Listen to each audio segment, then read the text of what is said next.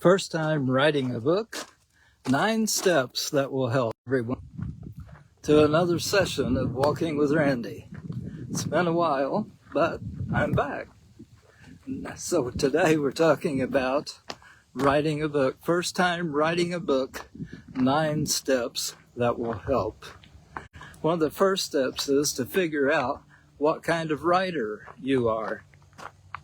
If you're someone who writes from the seat of your pants, or if you're someone who requires a detailed outline. The first step is to find out what works for you. One is not better than the other, except for whatever matches your personality. So figure out where you are with that. Now, personally, I like the combination of the two. And that is to just come up with large ideas or topics and break your writing down into those sections and have that as a heading or an idea, and just let your writing flow. So you are sort of doing a very simple outline, but then you're writing as a pantser. And either way you do it, then after you get through with your book, you will come back in the editing process and you will be more analytical then whenever you do that. But first of all, figure out what kind of writer you are. And don't try to force yourself into the other mode. Now, if you are a pantser, one who writes from the seat of his or her pants, then you do probably want to improve your structure a little bit. You need to know where you're going and how you're going to end up. Or if you are one who has very detailed writing, that's fine. You come up with that type of outline and write from such an outline. But you might also benefit from taking some of those subpoints and setting a timer and making yourself write quickly until the timer goes off. Now that might feel a little odd to you, but I think if you will do the two together, I think you will find some blessings in doing that. Okay, well, the first step is to figure out what kind of writer you are, and then go for it. The second step is to get the big idea of what you are talking about. And this will work for either fiction or nonfiction. Now, your title might not reveal that big idea. It may be more of a curiosity type title, but still, you need to know what the big idea is of your book. Now, some writers come up with their characters and they start their book, and as they get about halfway through, then they figure out what the big idea is, and then they go from there.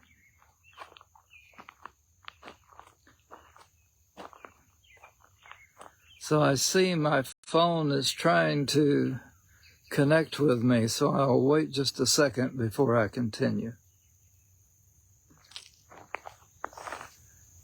Okay, so get the big idea, and then either outline.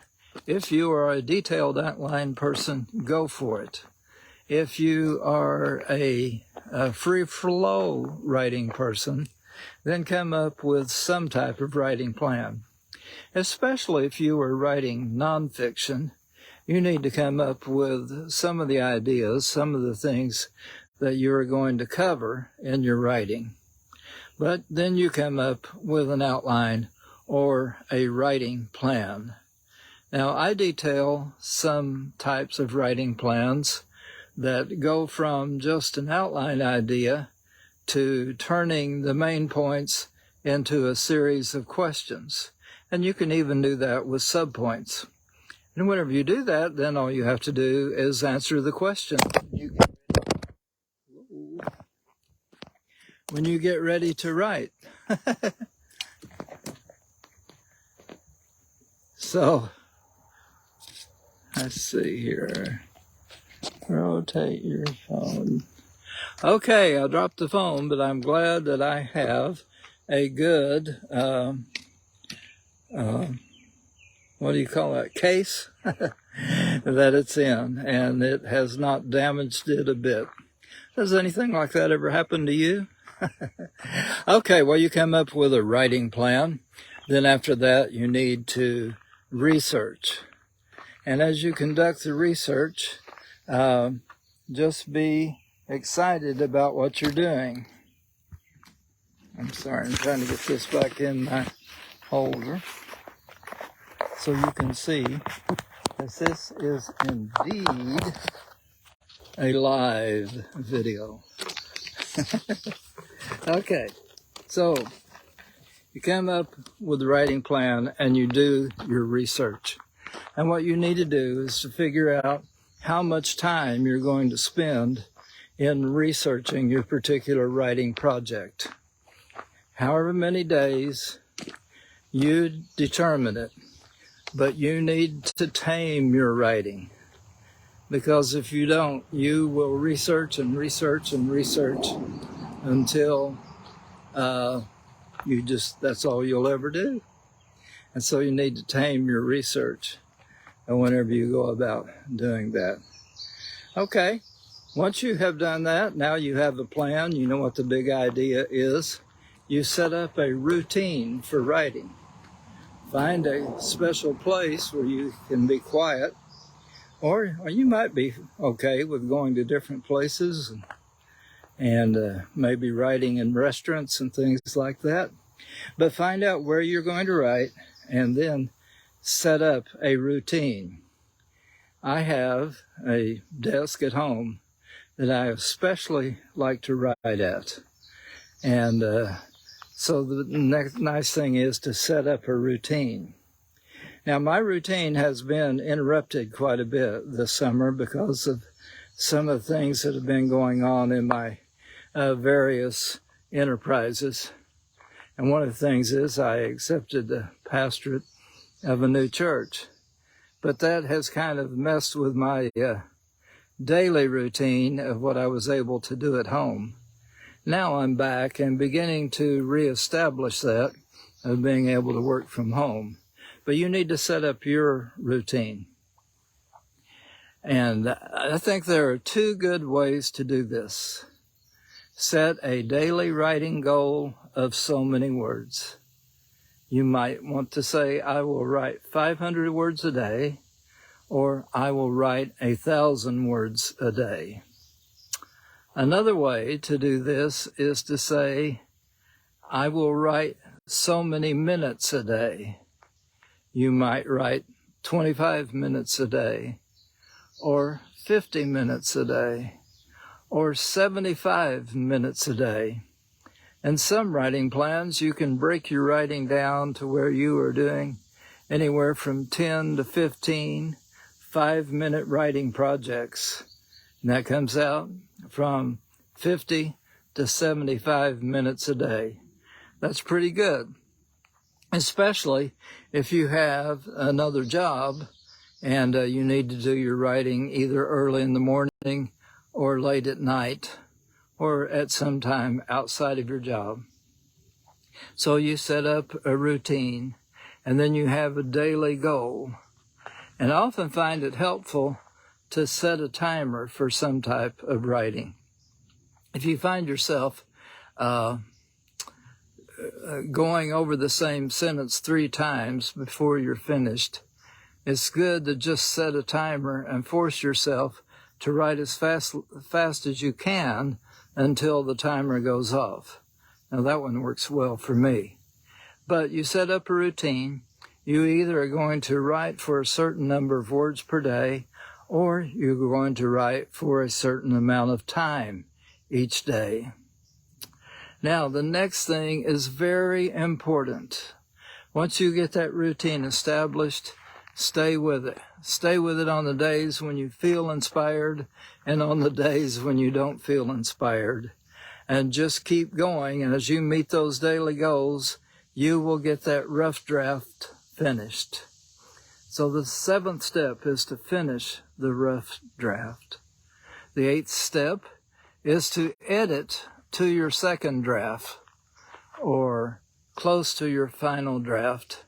Now, it may be a 2nd and a 3rd in there, but you go back and you edit what you've written. The importance of getting that rough draft done is that it is much easier to edit something if you have something to edit. So get the rough draft done and then start the editing. One writer said someone gave a writing project back to him and it was marked up, and he said, "Thank you." And the editor said, "All I did was get rid of the unnecessary words." So when you're editing, that's a good little tip. You will be trimming a lot. Edit to your 2nd draft. Once you have that done, you have your 2nd draft, 3rd draft, your final draft, and then you need to publish your book. Now, you can publish it as an ebook, and you can publish it as a print book. I would recommend that you do both.